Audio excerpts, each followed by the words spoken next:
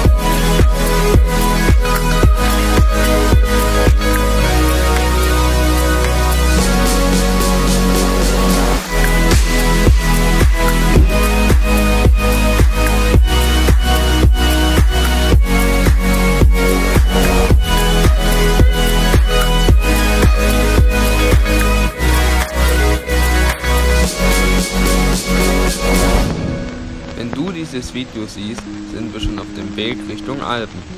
Ich freue mich auf jeden Fall richtig und bin gespannt, was uns alles erwartet.